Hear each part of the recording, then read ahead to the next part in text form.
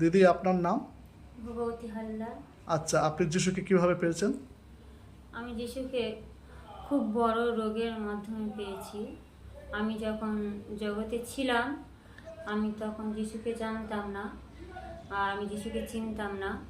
আর আমি অনেক ঠাকুর দেবতাকে ডেকেছিলাম, অনেক জায়গায় প্রার্থনা করেছিলাম, কেউ আমার সাড়া দেয়নি। তো আমি আস্তে আস্তে বড় রোগী হয়ে গেলাম। আমার শ্বাসকষ্ট হলো, আমার রক্ত শূন্য হলো, এমনকি আমার পেট পচে গেল। আমি বিভিন্ন জায়গায় ডাক্তারখানা গেছি, অনেক অনেক জায়গায় ঘুরেছি, অনেক মন্দিরে, অনেক মসজিদে, অনেক গুণিন, অনেক কবিরাজ, অনেক তান্ত্রিক, অনেক কিছু থেকে আমরা ঘুরে ঘুরে এসেছি, কিন্তু আমি কোনো জায়গায় শান্তি পাইনি। একদিন আমার জীবনে খুব বড় ঝড় এসেছিল, যখন আমরা পিকে হাজরা নামে একটা ডাক্তারখানায় গিয়েছিলাম।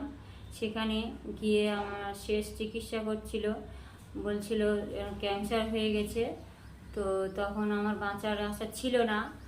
আর তার মধ্যেও আমরা বিভিন্ন থানে টানে গিয়েছিলাম। আর শেষ পিকে হাজরা দেখিয়ে যখন শুনলাম যে আমার ক্যান্সার হয়েছে, আমি তখন এই সাঁকি তালতলা নামে একটা মন্দির ছিল, সেই মন্দিরে আমি 3 দিন হতে দিয়েছিলাম। 3 দিন 3 রাত আমি কিছুই খাইনি, সেখানে পড়েছিলাম।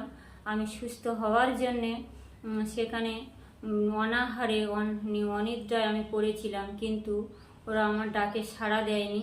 তারপর আমি 1 সপ্তাহের মধ্যে আমি আবার অসুস্থ হয়ে গেলাম।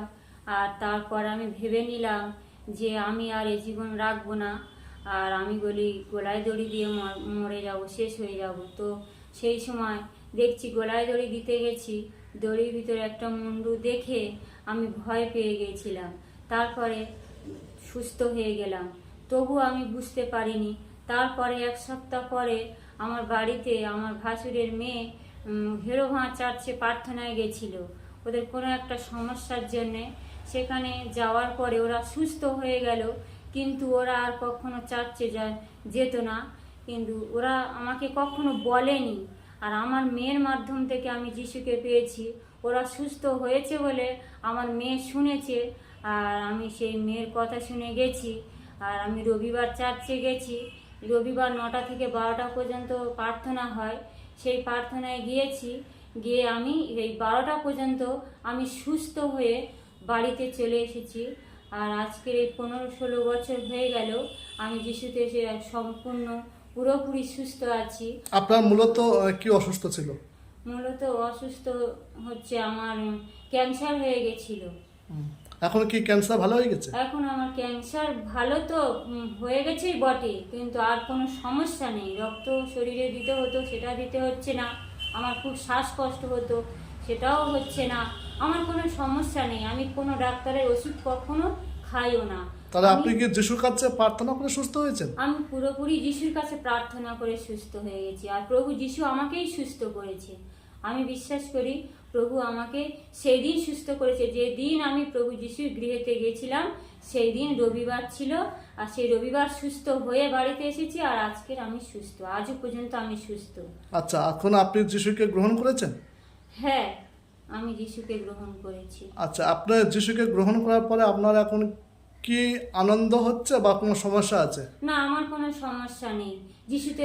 যিশুতে আসার পরে আমরা খুব আনন্দে আছি, খুব সুখে আছি। আমার কোনো সমস্যা নেই, কেননা আমার সমস্যা যিশু সমাধান করে। আমাদের যা কিছু আসুক, ঝড় আসুক না কেন, প্রভু যিশু সেই ঝড় ঠেকায়।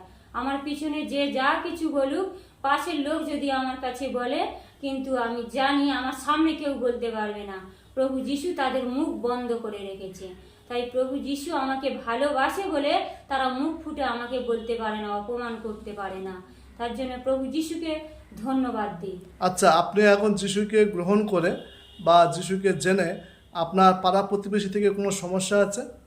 সমস্যা একদিন এসেছিল, কিন্তু সেই সমস্যা থেকে সমাধান হয়ে গেছে। খুব বড় ঝড় এসেছিল, গ্রামের প্রচুর মানুষ একতা হয়েছিল আমাদের মারবে বলে, কিন্তু আমরা বুঝতে পারিনি যে আমাদের মারার জন্য একতা হয়েছে। আমরা ভেবেছিলাম বিচারের জন্য একতা হয়েছে, কিন্তু না, দেখলাম পরে শুনলাম যে আমাদের মারার জন্য একতা হয়েছিল। যখন আমরা প্রার্থনা করে বাড়িতে আসছি, তখন যে যার মতো বাড়িতে চলে গেছে।